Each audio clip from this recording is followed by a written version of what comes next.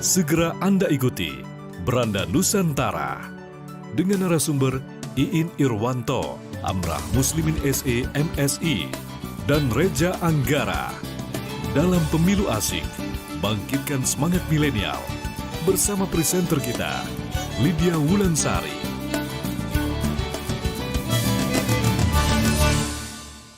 Assalamualaikum warahmatullahi wabarakatuh. Selamat pagi menjelang siang pendengar dimanapun Anda berada. Berjumpa kembali untuk kesempatan di hari ini, edisi Rabu 27 Juli 2022 dalam tentunya dialog Beranda Nusantara.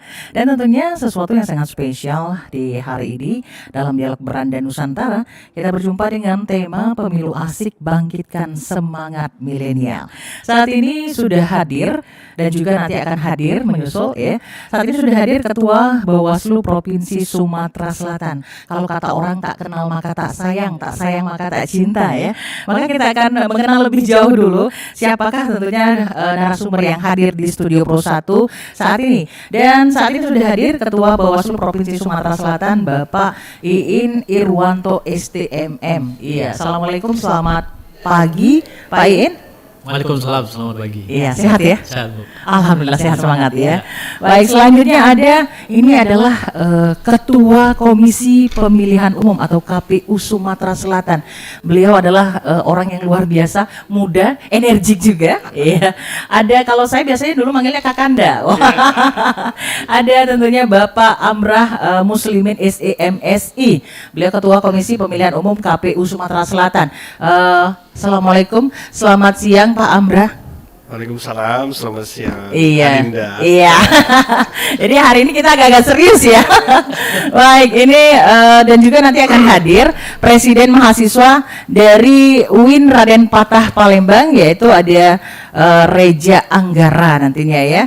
Dan tentunya pendengar dimanapun Anda berada, dalam dialog Beranda Nusantara kali ini kita membahas tentang pemilu asik bangkitkan semangat milenial. Saya ke siapakah dulu? Iya, kita nampaknya ke Ketua KPU dulu ya, nah, ke Kakanda kami ya.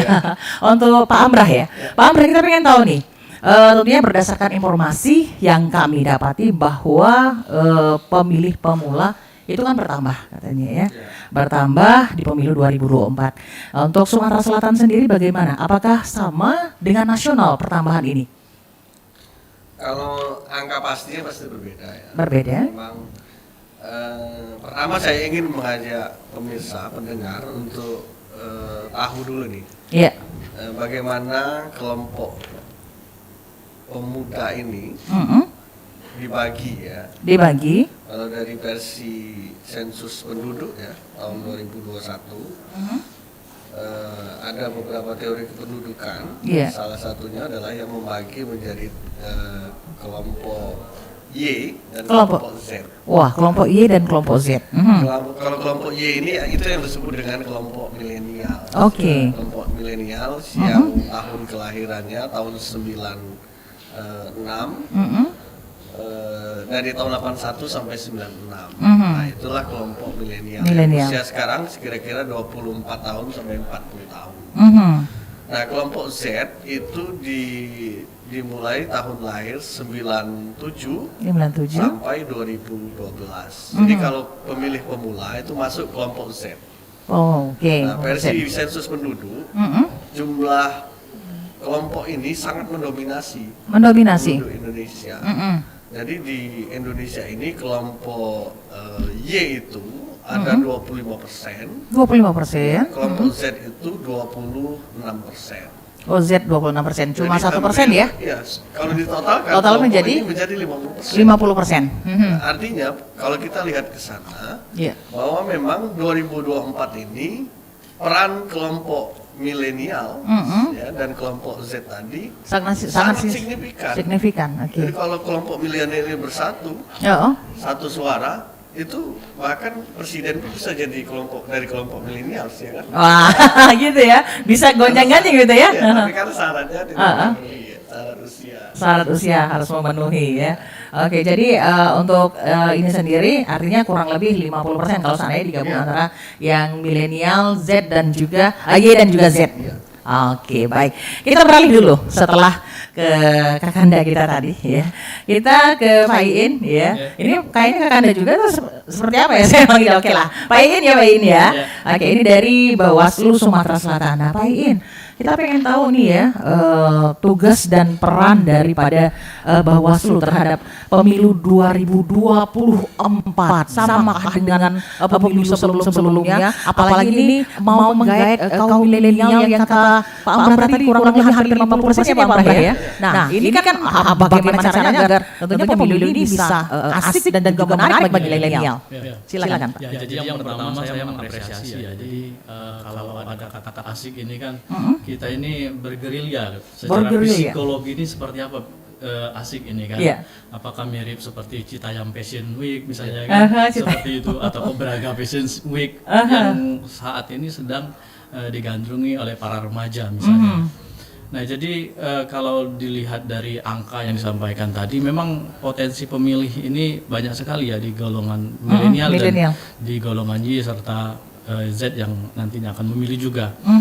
Nah artinya apa? Memang kualitas pemilu pasti ditentukan oleh kualitas pemilih yang jumlahnya besar ini. Nah, jadi kan mereka tidak boleh pasif. Nah tapi fenomenanya kan yang ada kalau kita ngelihat itu politik itu barangkali dalam tanda kutip bagi mereka tidak asik begitu kan. Nah ini yang harus dibawa. Kalau misalnya peserta politik selama ini mengambil jalan instan, jalan instan itu saya katakan misalnya politik uang gitu kan, misalnya hoax, jadi kan bohongi aja lah supaya pokoknya di daerah itu supaya kita menang telak gitu misalnya kan, kemudian ada ujaran kebencian, ini kita harus polarisasi aja lah ini apa pendapat kita harus begini supaya kita menang mutlak dan seterusnya. Ada juga politisasi sara. Nah ini kan antara kelompok yang banyak ini yang barangkali sekarang ini masih cenderung pasif. Nah, ini kan mau dibikin asik nih menurut RRI kan, mau dibikin asik. Bikin asik gimana? Sementara kalau bikin asik ini kan kita harus relax. Nah, sementara edukasi politik di masyarakat, janganlah politik itu kotor katanya. Nah, kalau kotor, kayak aku kotor bulu kalau ikut politik. Gitu ya? Nah, ini kan problematika yang barangkali menjadi semacam stigma, stigma. Beban kita semua. Nah, ini harus kita kikis, kita harus sama-sama bangun. Nah, sehingga menurut saya Bawaslu ada di peran bagaimana mengikis itu ya dengan cara melakukan edukasi dan mengawasi supaya kita tidak pemilu itu tidak tiba-tiba prosedural dan selesai. Substansinya nggak dapat. Jadi kualitas demokrasinya nggak dapat. Nah, yang kita inginkan milenial ini mereka tuh asik duduk misalnya, kemudian mereka berekspresi misalnya dengan peserta dengan calon anggota DPR misalnya, ayo Pak gimana kita mengadakan misalnya turnamen misalnya kan, hal yang lebih asik, festival, kemudian peserta juga melakukan kampanye sesuai dengan platform, ideologi, visi misi, program kerja yang memang itu menarik bagi milenial, karena milenial pada posisi yang kritis lah orang-orang. Ya sebenarnya kritis mereka, tapi pada posisi politik ini jangan sampai peserta ini tidak menguatkan kampanyenya dalam konteks bagaimana mereka melakukan edukasi. Nah kalau persenyawaan ini terjadi maka asik. Maka menjadi asik jadi kita berteman kalau cocok asik gitu kan. Jadi begitu juga ketika kita mempunyai tipe pendengar lagu Milo, maka kita merasa asik karena kita adalah tipe pendengar lagu Milo misalnya. Nah, di dalam konteks ini saya rasa memang perlu ini kita angkat sama-sama bahwasanya pemilu asik ini harus menjadi satu kontekstual ke depan sehingga pemilu ini tidak dirasa berat, tetapi juga pemilu ini tidak juga ringan, tetapi kira-kira tiba-tiba sudah selesai begitu kan? Sudah selesai. Dan masyarakat ataupun dalam hal ini milenial itu tidak enjoyable, tidak menikmati. Bagaimana mereka terhubung ya secara langsung dengan isu pemilu yang akan dihadapi. Oke. Baik Pak Amrah dan juga Pak Iin ya, kita pengen tahu nih suara daripada pemilih milenial nantinya ini ya. Ini kebetulan sudah hadir diwakili oleh Presiden Mahasiswa dari UIN Raden Patah Palembang, itu ada Reja Anggara ya. Assalamualaikum, selamat pagi Reja. Waalaikumsalam warahmatullahi wabarakatuh. Sehat ya? Alhamdulillah. Alhamdulillah sehat. Nah Reja, ini kan kita bahas tema tentang pemilu asik, bangkitkan semangat milenial. Kamu sebagai tentunya perwakilan dari generasi milenial itu sendiri, tentunya menghadapi pemilu ini tadi dengan harapan ini menjadi asik untuk bisa membangkitkan semangat kalian di kaum milenial. Itu seperti apa yang menjadi harapan daripada kaum milenial ini terhadap pemilu kita di 2024 mendatang? Ya siap, tentunya terkait permasalahan pemilu ini asik, bahwa memang milenial ini menginginkan kandidat-kandidat calon presiden maupun di legislatif yang kemudian juga menawarkan prestasi-prestasi, program-program untuk kepemudaan ke depan, dan tidak ada yang isu-isu terkait agama ataupun ras. Dengan demikian pemilu ini asik, program-program yang ditawarkan ke depan, kemudian milenial ini terlihat ke depan bahwa mereka sudah memetakan, oh seperti ini ke depan, maka saya akan melakukan seperti ini agar kemudian program-program ini berjalan lancar, milenial dari tingkat pengangguran bisa berkurang. Itu harapan dari pemuda-pemuda khususnya mahasiswa. Maka dari itu harapan mahasiswa ini kan kami selesai mengemban pendidikan ini di perguruan tinggi, harapannya bisa memberikan hal yang terbaik bagi keluarga, yang kemudian juga kita bisa memberikan hal-hal yang baik. Namun demikian banyak di berita-berita khususnya di media sosial begitu banyak berita-berita yang terkadang hoax, namun cepat sekali untuk menyebar, dan perlu adanya edukasi mungkin dari Bawaslu dan KPU. Hal-hal ini kemudian menjadi tonggak terdepan untuk mengantisipasi politik-politik yang panas di tahun 2024. Oke, nah ini Pak Amrah kembali ya Pak Amrah ya. Pak Amrah udah dengar langsung nih curhatan daripada tentunya kaum milenial, tentunya generasi muda, begitu juga Pak In ya, nanti ini bisa ditanggapi ya. Nah ini mereka menginginkan tentunya harapannya ke depan dengan pemilu, mereka dengan mimpi-mimpinya mereka begitu ya, terhadap pemilu ini di 2024 menjadi sukses seperti apa. Mereka juga menyentil mengenai edukasi. Nah, edukasi seperti apa yang sudah ataupun yang akan diberikan oleh KPU sendiri kepada kaum milenial ini sebagai pemilih pemula. Baik. Jadi sebelum masuk ke sana, maka ketika kita bicara pemilu, maka akan ada 3 kelompok. 3 kelompok. Apa saja nih Pak Amran? Pertama adalah KPU, Bawaslu dan DKPP sebagai penyelenggara pemilu. Kemudian yang kedua ada partai politik sebagai peserta pemilu. Kemudian yang ketiga adalah pemilih itu sendiri. Maka ketika kita bicara atau menanggapi statement dari Presiden UIN tadi, tentu ketiga kelompok ini punya peran. Nah, peserta pemilu dalam hal ini partai politik itu harus memberikan penawaran-penawaran yang dibutuhkan oleh kelompok milenial tadi. Misalnya, partai politik harus menawarkan calon legislatifnya yang memenuhi kriteria kalau mereka mau dipilih kelompok milenial. Ya kan?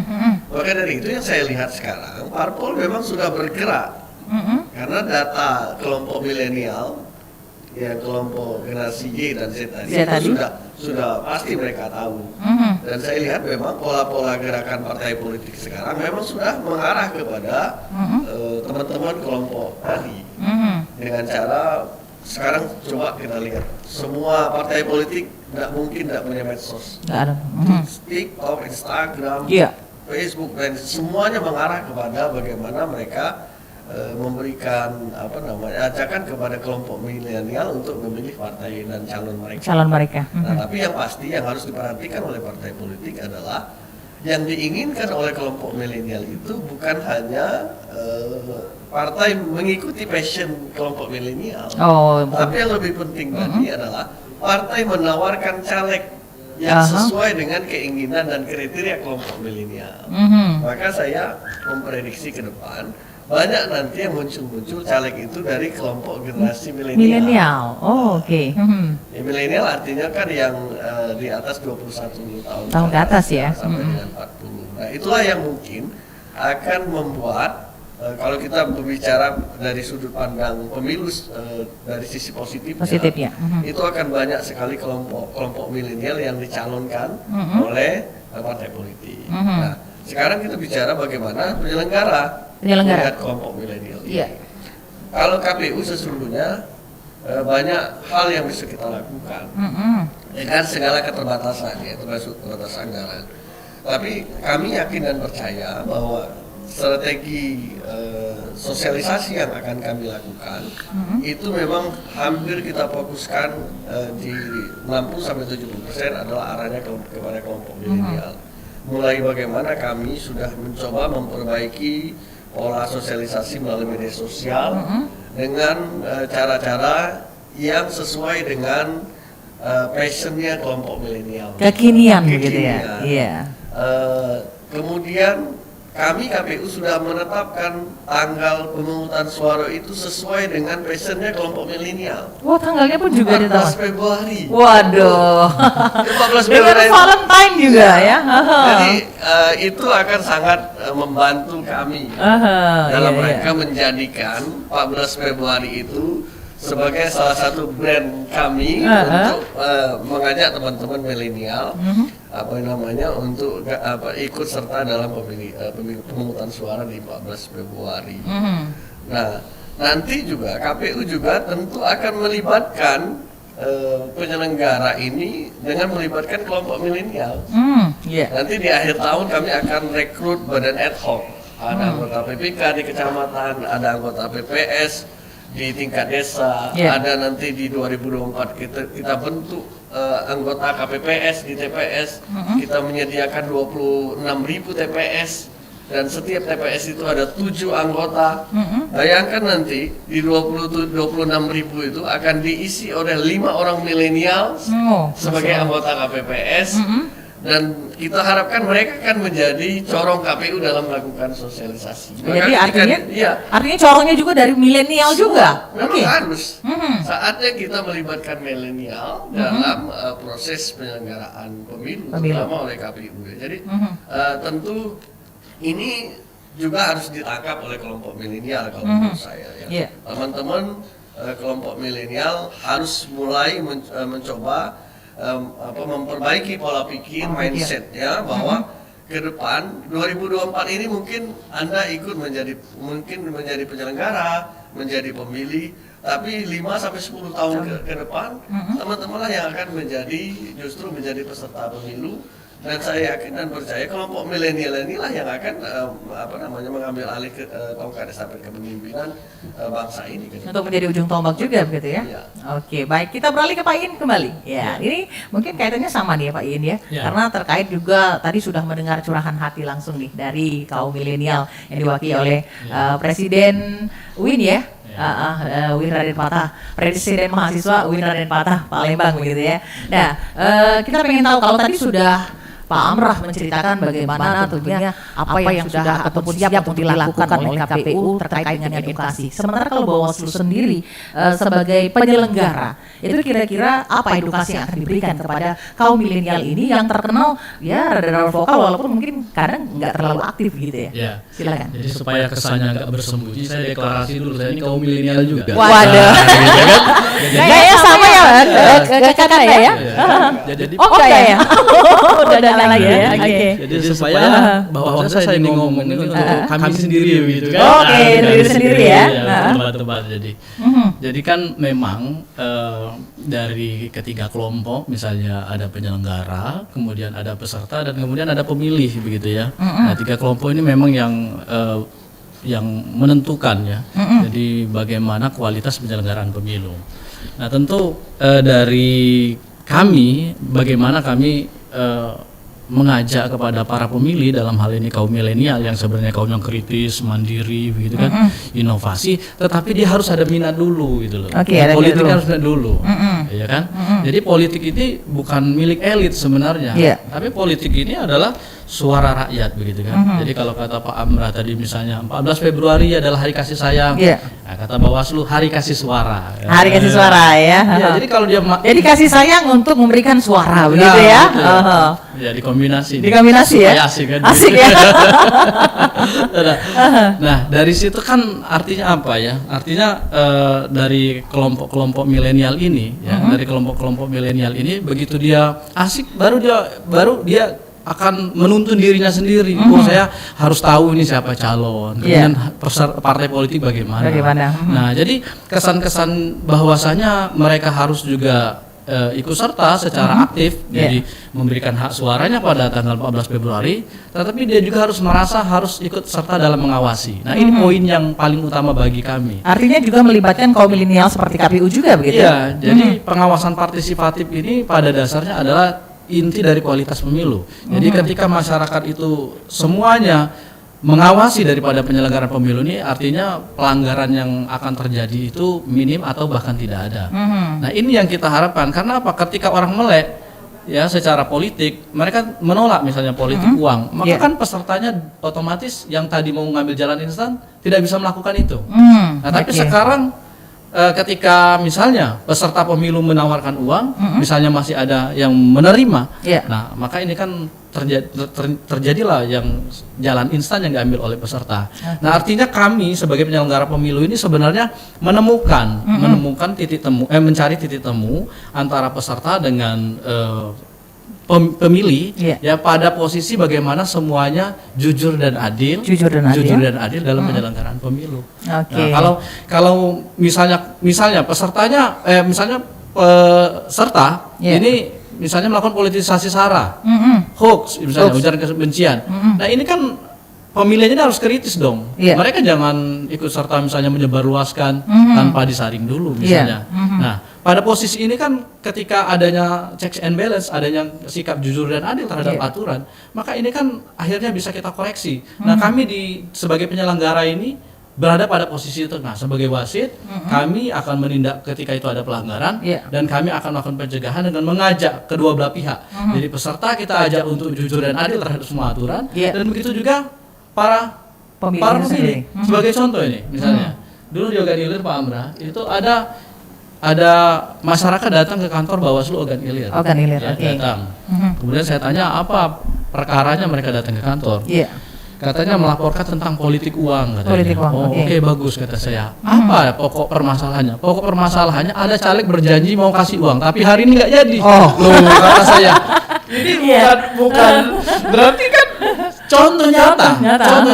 Nah, artinya tidak ada koreksi. Nah, kami di situ kan artinya apa? Artinya harus mengedukasi mereka, harus memberitahukan kepada mereka yang benar itu seperti ini. Dan kalau memang dari caleg tersebut sudah memberikan politik uang, yang memberikan uang kepada masyarakat, ambil buktinya. Jadi ibu sebagai pencetusnya, nanti kami yang proses di lapangan. Jadi ambil buktinya juga buktinya. Kita tahan dulu Pak Amrah dan juga Pak Iin ya, serta siapa tadi namanya? Reja ya. Kita tahan dulu, ini sudah ada pendengar kita yang ingin bergabung. Kita sapa. Halo, assalamualaikum. Iya, dengan siapa ini? Dengan Fadil dari Pak Jo. Fadil dari Pak Jo. Fadil, silakan pertanyaannya dengan narasumber kita yang ada di studio. Iya, ini Pak, sebagai pemilih pemula nih Pak, bagaimana cara kami untuk bisa mengakses cara pemilih? Terus apa nanti ada sosialisasinya? Dan terus bagaimana kami memastikan suara kami aman? Artinya untuk yang kami pilih nanti Pak. Terima kasih mungkin itu Pak. Baik. Langsung mungkin ditanggapi Pak Amrah dulu nih Pak Amrah. Baik. Nanti saya kira perlu juga tahu ya pendengar bahwa tahapan pemilu ini sudah berjalan dimulai tanggal 14 Juni 2022 kemarin dan sekarang sedang memasuki tahapan pendaftaran partai politik calon peserta pemilu 2024. Jadi memang untuk tahun ini kegiatan sosialisasi itu baru pada tahapan-tahapan penyelenggaraan awal.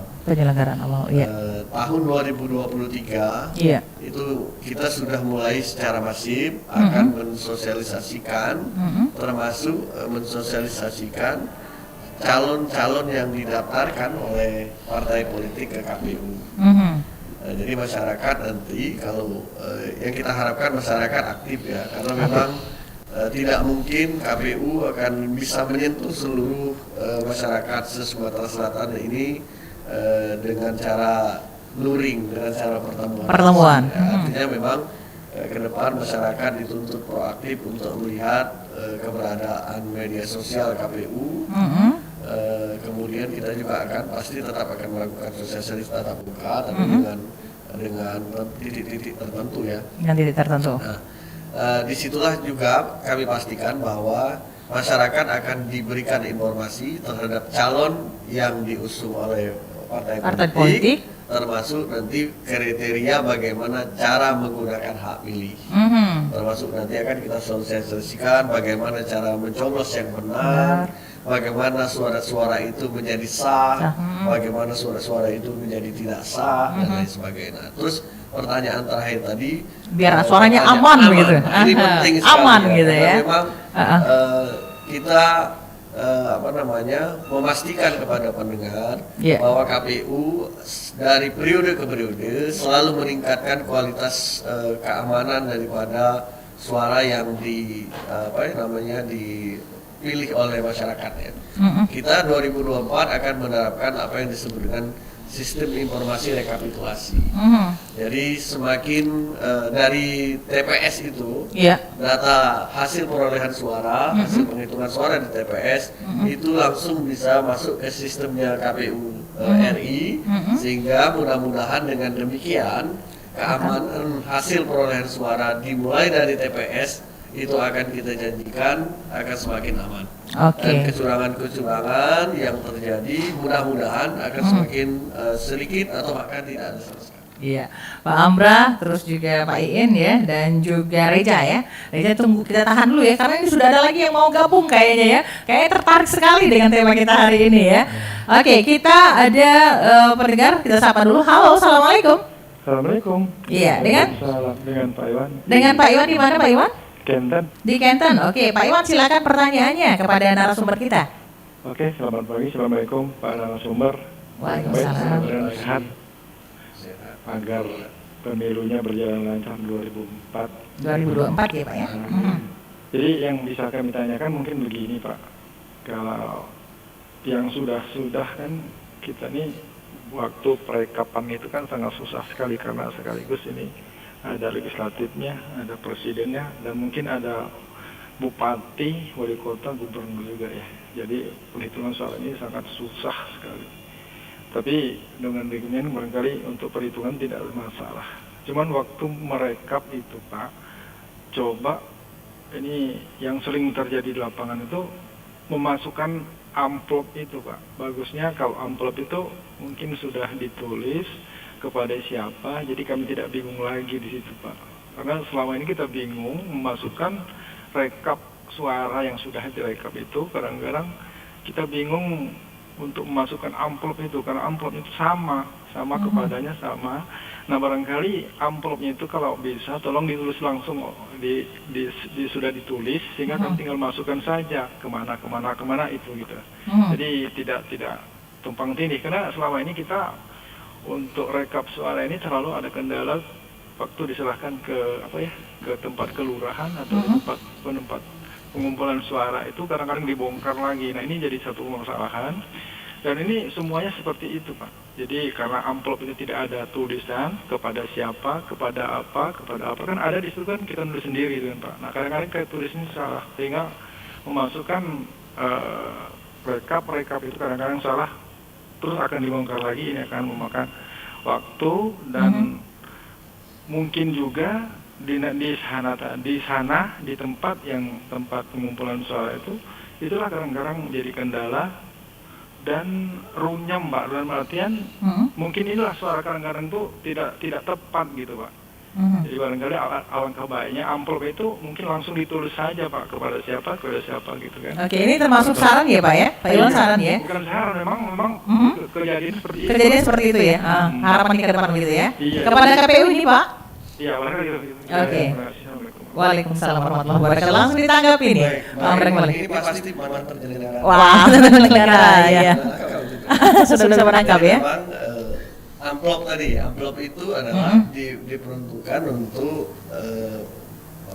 sarana untuk menampung hasil penghitungan di TPS. Di TPS ya. Di PPK juga seperti itu, di KPU juga seperti itu. Jadi amplop itu memang amplop coklat besar dan tidak ditulis langsung. Jadi petugas yang mengisinya. Yang mengisi petugas. Nah, jadi kelompok KPPS itu memang diwajibkan untuk memberikan banyak ke stakeholder.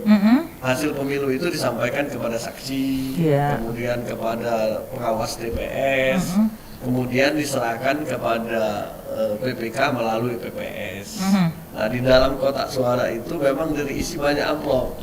Nanti amplop untuk PPS, kemudian amplop untuk yang diumumkan, kemudian amplop tersendiri untuk yang dibacakan di rekapitulasi di tingkat PPS. Jadi itu sudah masuk, saya kira itu masukan yang luar biasa, dan kita akan catat dan kita akan coba realisasikan kalau memang dimungkinkan untuk direalisasikan.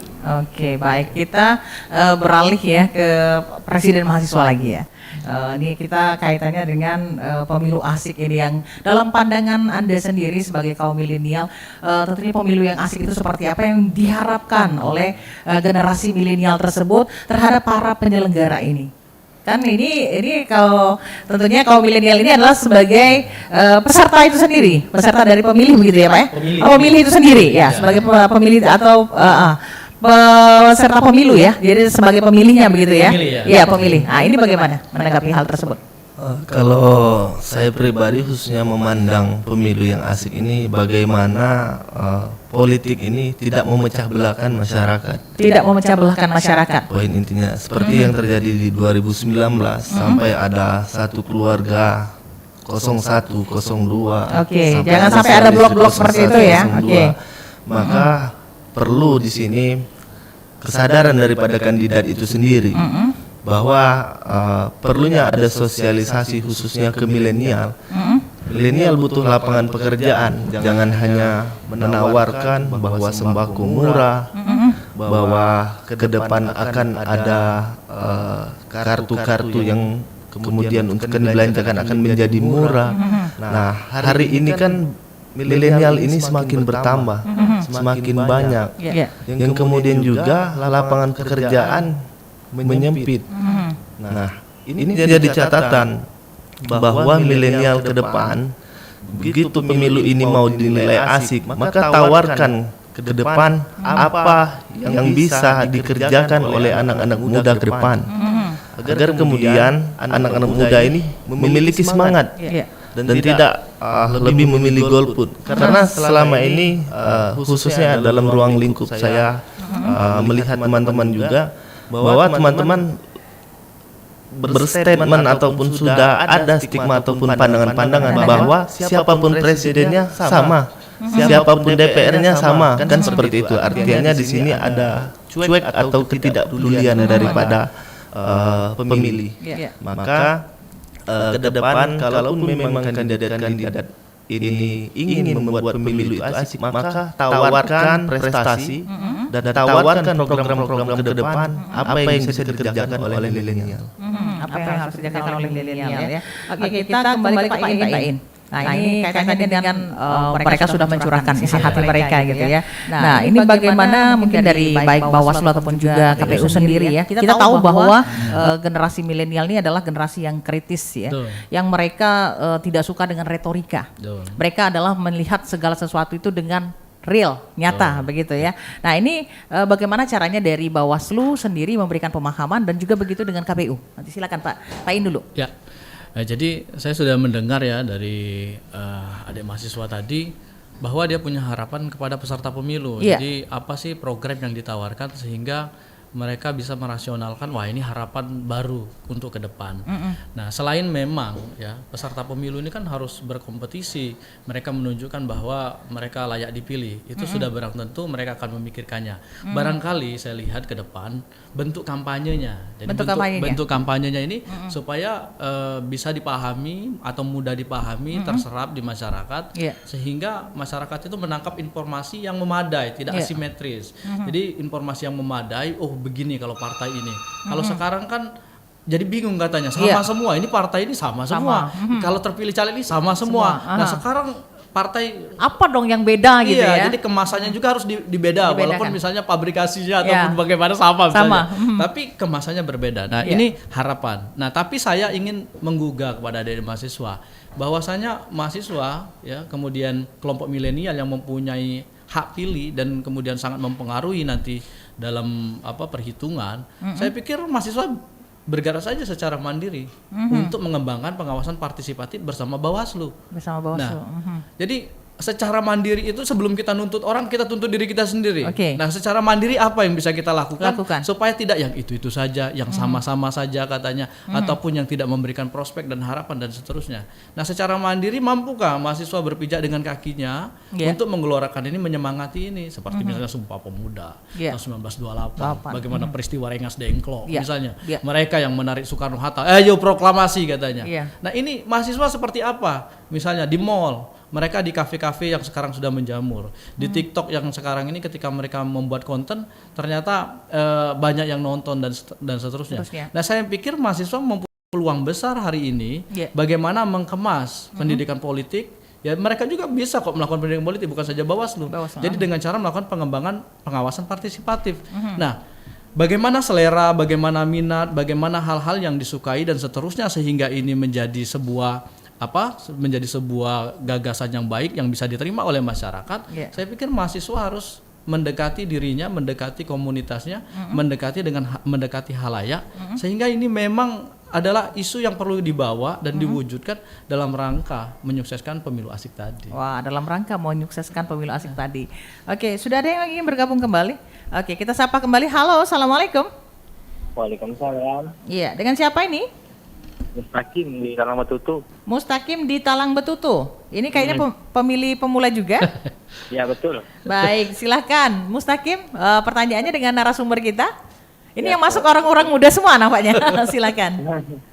Sebelumnya saya ucapkan selamat pagi untuk mbaknya dan bapak-bapak panitia pemilu. Narasumber. Cuman saya ingin tanyakan mbak sebagai pemilih pemula nih, adakah tips-tips untuk pemilih pemula agar memilih pemilu memanfaatkan suaranya yang tepat dan tidak disalahgunakan oleh pihak-pihak yang tidak bertanggung jawab. Mungkin seperti itu aja, Pak. Oke, baik. Oke, terima kasih Mustaqim.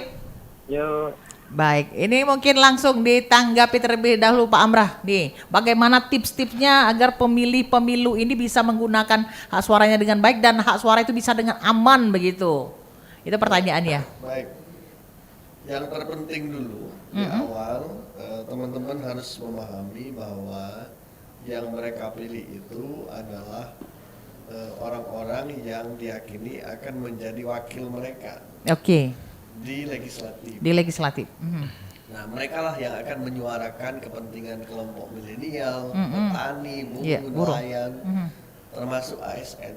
Itu semuanya disuarakan oleh para wakil rakyat nanti yang terpilih. Nah, maka dari itu kalau ingin menjadikan wakil rakyat ini berkualitas, maka kacamata atau sudut pandang atau dasar untuk memilihnya pun harus seperti yang disampaikan oleh Presiden mahasiswa tadi. Harus punya visi program yang jelas. Kalau saya mau kalau saya dipilih atau terpilih menjadi calon legislatif, menjadi anggota DPR, DPRD, itu saya akan bagaimana dan seperti apa. Artinya mencari benar-benar track recordnya seperti itu ya. Dan itu harus dipahami sehingga ketika dia masuk ke dalam bilik suara, dia sudah tahu saya memilih partai ini, calonnya nomor ini, karena saya yakin dia akan menyuarakan kepentingan masyarakat di wilayah saya. Nah, itu ketika itu sudah dimiliki oleh seluruh lapisan pemilih, saya yakin persoalan manipolitik, persoalan kecurangan dan sebagainya itu besar sekali tingkat eliminirnya. Jadi orang sudah tidak bicara soal wanipiro, ya kan? Masyarakat sudah tidak bicara lagi berapa yang mereka terima baru mereka akan pilih. Nah, itulah sebenarnya yang diinginkan oleh pemerintah, menjadikan pemilu ini sebagai alat peralihan kekuasaan. Sebagai alat peralihan kekuasaan. Langsung mungkin kepada Pak Iin untuk langsung bisa menanggapi juga nih pertanyaan dari Mustaqim tadi tentang tips dalam pemilih-pemilu agar suaranya tidak. Iya. Iya. Jadi sama ya dengan yang bertanya tadi yang pertama, saya belum komentari tentang bagaimana suaranya tetap aman. Tetap aman. Jadi sampai ke rekapitulasi terakhir. Jadi gini, yang pertama di Undang-Undang 7 tahun 2017 itu prinsip penyelenggaraan pemilu itu adalah transparan. Transparan. Jadi artinya transparan ini terbuka, masyarakat bisa melihat proses penghitungan dan rekapitulasi. Nah, kalau di TPS kami ada pengawas TPS yang memastikan bahwasanya pasti suaranya aman, pasti suara aman.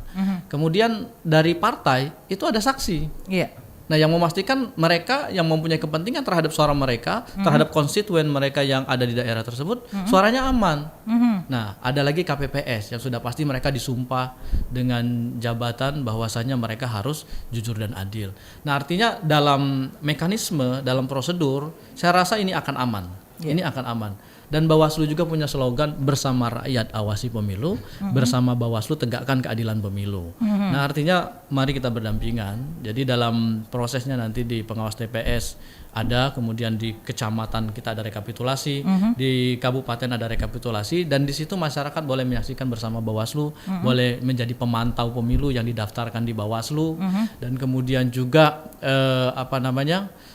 dari mereka ini ya, jadi bisa melaporkan. Jadi kalau mereka tidak mau melaporkan sebagai pelapor, maka dia sebagai informan saja, memberikan informasi awal bahwasanya ada dugaan pelanggaran. Pasti kami akan urus itu menjadi ditindaklanjuti sebagai sebuah temuan. Nah, jadi bersama Bawaslu tegakkan keadilan pemilu ini artinya apa? Artinya kami pasti akan memproses seluruh laporan, karena kalau kami tidak memproses laporan bisa 2 sanksi, 1 sanksi etik, 2 sanksi pidana. Jadi jangan ragu-ragu. Jadi masalah keamanan ini adalah masalah bagaimana kita menjaga martabat bangsa.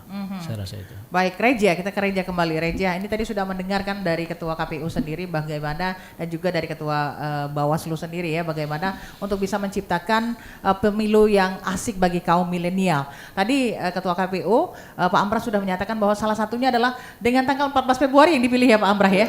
Ini adalah salah satu untuk bisa menarik, memikat minat daripada peserta pemilu itu untuk bisa memilih begitu ya, bagi kaum milenial dengan tanggal yang memang sudah menjadi menjadi sesuatu yang tren begitu ya. Nah, dan ini bagaimana menurut pandangan Anda sendiri terhadap mungkin salah satu cara ya daripada KPU sendiri ataupun juga Bawaslu sendiri terhadap hal ini untuk bisa membuat menarik minat daripada generasi milenial? Ya, baiknya ini sudah betul, karena mengingat milenial ini lebih mengingat pasangan di hari itu kan dibandingkan pemilu. Namun lebih ingat Menarik ini. Menarik Pak Amrah. Ingat Valentine. Ya. Dan saya kira juga KPU sudah tepat menentukan tanggal. Jadi pada saat itu mungkin pasangan bareng-bareng untuk pergi ke TPS. Waduh, jadi merayakan hari kasih sayang dengan mencoblos bersama begitu ya. Hari romantisnya penuh demokrasi kan. Untuk memilih wakil yang paling tepat begitu ya. Iya. Maka ini adalah salah satu juga membangkitkan semangat milenial dalam pemilu. Dalam satu chat mungkin bisa menanyakan pasangan, kamu pilih apa, aku pilih apa, kan begitu. Gitu ya. Namun pada intinya milenial ini kan sangat berharap penuh kepada KPU dan Bawaslu untuk kemudian bagaimana pemilu ini berjalan dengan tidak memecah belah masyarakat. Karena kita tahu banyak informasi-informasi hoax pada saat 2019 lalu yang bahwa KPU seperti ini, Bawaslu seperti ini. Mereka kan sudah semaksimal mungkin untuk memberikan yang terbaik. Yang terbaik. Tentunya bukan main-main kita ini memilih pemimpin negeri ini dan wakil rakyat. Nah, tentunya KPU dan Bawaslu tidak akan mungkin dalam hal ini menyepelekan hal-hal ini yang kemudian juga yang 5 tahun ke depan akan mengatur negara ini. Maka dari itu saya kira sangat percaya kepada KPU dan Bawaslu untuk mengemban amanah ini untuk diselesaikan ke depan, karena ini adalah tolak ukur daripada regenerasi ke depan. Oke, baik, itu tadi ya menjadi harapannya. Nah, ini Pak Amrah dan juga Pak Iin, ini kan sudah didengar bahwa hari untuk mengingat pasangan ya, biasa 14 Februari akhirnya mencoblos bersama untuk memilih pemimpin untuk negeri yang kita cintai ini. Ini kira-kira kalau seandainya ini ya, ini ada bisikan saya ya. Tapi kalau seandainya bilik suaranya itu ada lambang hatinya gimana nih Pak Amrah sebagai penyelenggara kira-kira? Ya nggak apa-apa. Nggak apa-apa. Selagi itu tidak ada lambang partai politik ya, politik dengan lambang partai politik. Seperti selama ini tidak ada yang saya lihat lambang partai politik yang gambar hati. Ya. Gambar hati nggak ada ya. Jadi itu bisa, itu bagian improvisasi ya. Jadi improvisasi. Nanti, akan banyak muncul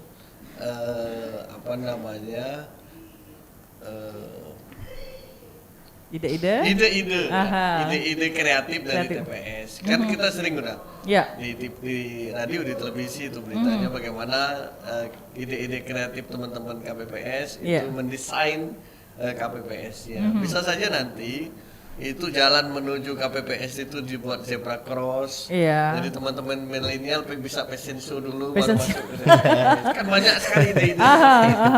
Dan yang pasti saya ingin mengatakan bahwa 14 Februari 2024 itu akan menjawab dan menyelesaikan soal statement dan stigma tentang politik itu kotor. Kita harus mengubahnya menjadi politik itu penuh kasih sayang, politik itu penuh cinta, sehingga teman-teman milenial akan semakin tertarik menjadi bagian dari sebuah demokrasi. Dan tapi yang terpenting itu juga kalau kami penyelenggara Bawaslu, KPU, DKPP tidak mungkin melakukan politik pecah belah. Yang kami lakukan adalah bagaimana mencegahnya itu. Yang penting bagi kita adalah peserta pemilu yang harus kita tekan untuk tidak mengupayakan atau bahkan tidak berpikir untuk melakukan tindakan-tindakan yang justru akan menjadikan itu polarisasi bagi masyarakat. Karena kunci dari perpecahan itu bukan penyelenggara, tapi peserta pemilu itu sendiri ya. Peserta pemilu itu sendiri yang harus kita terus ajak untuk memberikan pendidikan politik. Karena memang kewajiban dari partai politik itu salah satunya memberikan pendidikan politik kepada masyarakat. Nah, itulah yang menjadi bagian dari kewajiban partai politik. Oke, baik. Kalau Pak Iin sendiri, Pak Iin menanggapi tadi yang gambar hati begitu ya, TPS-nya gimana nih Pak Iin? Ya, saya yang pertama pasti tidak berandai-andai ya. Tidak berandai-andai. Tidak berandai-andai gitu kan, walaupun saya kaum milenial gitu. Nah, tetapi pada prinsipnya Bawaslu itu akan mengawasi hal-hal yang dilarang begitu kan, hal-hal yang melanggar aturan di undang-undang dan peraturan perundang-undangan yang ada, kemudian yang yang melanggar azas dan prinsip yang seperti itu.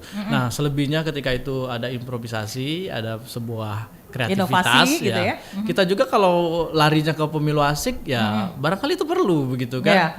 Nah, itu perlu. Nah, jadi di garis bawahi. Jadi jangan sampai pemilu itu hal yang menakutkan ya. Jadi sesuatu yang kita harus saling tegang, saling waspadai, saling curiga dan lain sebagainya.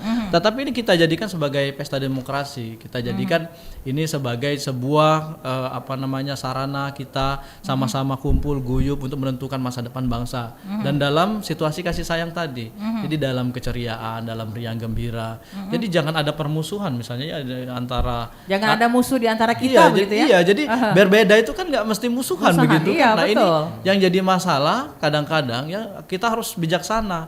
Jadi berbeda itu bukan berarti kita itu beda nasib atau kita tuh harus bermusuhan. Nah, yang diwaspadai menurut saya bagi mahasiswa, jadi kita sama-sama menikmati sosmed itu. Nah, jangan sampai kita menikmati hal yang seperti tadi. Jadi kadang-kadang orang menikmati yang salah. Hoax itu kan yang salah, tapi dinikmati sekali. Rela mati bila perlu misalnya dengan hoax yang salah tadi misalnya. Nah, jadi artinya apa? Kita harus menikmati yang benar dalam kontestasi ini. Nah, saya yakin dari kaum milenial ini adalah kaum yang kritis. Dia punya kapasitas dan peran yang besar. Nah, jadi inilah yang menurut saya harapan kepada generasi muda tentunya untuk mendorong terus supaya pemilu yang saat ini pesertanya adalah milenial, kemudian penyelenggaranya milenial, ya kita sampai ke bawah pengawas TPS itu pasti banyak milenial, kemudian pemilihnya juga banyak yang milenial. Nah sudah saatnya kita bahu-membahu bagaimana kita menentukan arah dan masa depan bangsa. Arah dan masa depan bangsa. Tadi Pak Amra sempat menyentil sedikit mengenai peserta pemilu itu sendiri ya Pak Amra ya, yang membuat perpecahan itu sebenarnya bukan dari penyelenggara, tetapi tentunya dari peserta pemilu itu sendiri. Nah kalau seandainya ada dari peserta pemilu itu sendiri yang sudah diberikan edukasi, tetapi masih melakukan pelanggaran, apa tindak lanjut dari KPU itu sendiri Pak? Itu ranahnya Pak Iin. Oke, ranahnya Bawaslu, silahkan untuk bisa dijawab Pak Iin ya. Iya, jadi terhadap hoax ya, ujaran kebencian itu kan masuk di pasal larangan kampanye gitu ya, apalagi dia misalnya menghasut, bagaimana berupaya misalnya mereka memecah belah dan lain sebagainya, ya maka kita akan proses dan itu bisa pelanggaran administrasi dan bisa juga pidana. Nah artinya apa? Kita akan mengajak kepolisian dan kejaksaan ya untuk membahas perkara itu dan tentunya kita akan kawal ketika itu memang ada perkara pidananya masuk ke penyidikan sampai di pengadilan, kita akan kawal. Dan dalam penyidikan dalam penyidikan dan dalam persidangan itu berlaku mekanisme in absentia. Jadi walaupun tersangkanya lagi hilang kemana, kalau dulu kalau nggak ada tersangka, misalnya dia melarikan diri, itu batal demi hukum gitu kan, tidak diproses. Nah tapi sekarang enggak, ya dia larilah dulu nggak apa-apa, proses hukum jalan, ditangkap dia nanti. Nah jadi dikejar, jadi ketika vonis pun, ketika mereka masih melarikan diri, mereka harus mempertanggungjawabkan perbuatan tersebut. Nah jadi daripada hoax, manipolitik, ujaran kebencian dan politisasi sara itu bisa mengakibatkan perpecah belahan ya. Ya, jadi perpecah belahan dan di situ ada pasal pidana yang dilanggar dan tentunya harus berhati-hati kalau tidak ingin dipidanakan atau masuk penjara atau kena denda. Jadi kita semua harus menjaga itu. Oke, baik. Oke, Pak Amra, ini sudah hampir di penghujung kita ya. Nah, jadi artinya terkait dengan apa yang disampaikan tadi bahwa peserta pemilu itu sudah diberikan edukasi, artinya sebatas memberikan edukasi ketika KPU, ketika pelanggaran akan tentunya ditindak oleh daripada Bawaslu itu sendiri ya Pak ya. Sekarang silakan Pak. Yang terpenting bagi kita semua ya, apalagi kelompok millennials ini, 2024 itu kelompok millennials itu menginginkan calon yang calon yang berkualitas ya. Jadi sudah bisa ditangkap kalau ya. sudah calon berkualitas semua, enggak ada pasti mereka berpikiran jahat untuk melakukan kegiatan-kegiatan atau strategi politik yang mengarah pada polarisasi. Baik, Pak Amra, kita sudah hampir di penghujung. Silakan mungkin closing statementnya, himbauan ataupun harapannya. Ya, jadi saya selaku Ketua KPU Provinsi Sumatera Selatan mengajak semua pendengar Radio Republik Indonesia, terutama kelompok millennials, untuk berpartisipasi menggunakan hak pilihnya. Jangan lupa itu di hari Rabu tanggal 14 Februari 2024 kelompok milenial akan datang beramai-ramai ke TPS karena pemilu 2024 adalah pemilu yang penuh kasih sayang. Oke, adalah pemilu yang penuh kasih sayang, catatannya begitu ya. Silakan Pak Iin langsung untuk closing statement-nya, harapan dan juga tentunya himbauan. Ya. Bawaslu Provinsi Sumatera Selatan mengucapkan terima kasih kepada masyarakat dan khususnya kepada kaum milenial yang sudah memberikan kepercayaan dalam menjalankan tugas dan tanggung jawab. Kami tetap mengajak masyarakat untuk sama-sama mengawasi pesta demokrasi, mengawasi bagaimana proses penyelenggaraan pemilu agar terwujud pemilu yang berintegritas, berkualitas dan bermartabat. Mari kita tolak politik uang, ujaran kebencian, hoax dan politisasi sara. Bersama rakyat awasi pemilu, bersama Bawaslu tegakkan keadilan pemilu. Oke, baik, luar biasa ya. Sekarang kepada mahasiswanya, closing statementnya, harapan dan juga tentunya himbauan kepada rekan-rekan milenialnya. Tentunya milenial harus paham bahwa golput adalah bukan pilihan yang tepat. Yang kemudian manfaatkan suara sebaik-baiknya untuk 5 tahun ke depan. Pilih yang punya visi dan misi, bukan yang pintar umbar janji. Wah, pilih yang punya visi dan misi. Tepuk tangan untuk kita semua ya. Dan tentunya harapan kita pemilu 2024 akan berjalan dengan lancar, dengan penuh kasih sayang, sesuai dengan tanggal yang dipilih yaitu 14 Februari 2024 ya. Dan ini merupakan tugas kita bersama untuk mensukseskannya. Dan semoga saja tentunya pemilu ini akan berjalan dengan lancar. Amin, insyaallah ya. Baik pendengar, dan sekali lagi terima kasih banyak untuk para narasumber yang sudah hadir di studio Pro 1 RRI Palembang ya, yang sudah memberikan edukasi, informasi yang luar biasa untuk para pendengar kita sehingga tidak akan golput begitu ya. Tetap akan memilih dan menentukan pilihan di kedepan hari demi Indonesia yang lebih maju. Ya, akhirnya kita pamit undur diri untuk para pendengar juga. Tak ada gading yang tak retak, tak ada manusia yang tanpa kesalahan. Jikalau pedang lukai tubuh pastikan ada harapan sembuh. Namun jikalau lidah lukai hati, kemanakah gerangan obat hendak dicari? Saya Lydia dan juga tentunya para narasumber undur diri dari ruang dengar Anda. Wassalamualaikum warahmatullahi wabarakatuh. Waalaikumsalam warahmatullahi wabarakatuh.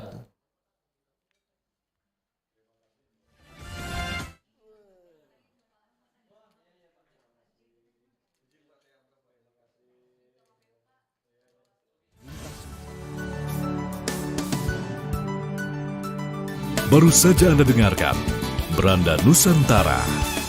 Terima kasih atas kebersamaan Anda. Sampai jumpa.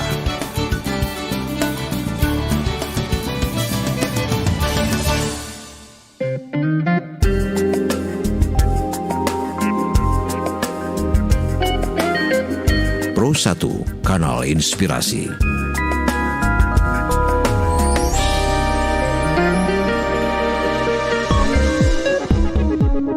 Kita ikuti warta berita dari Pro 3 Radio Republik Indonesia.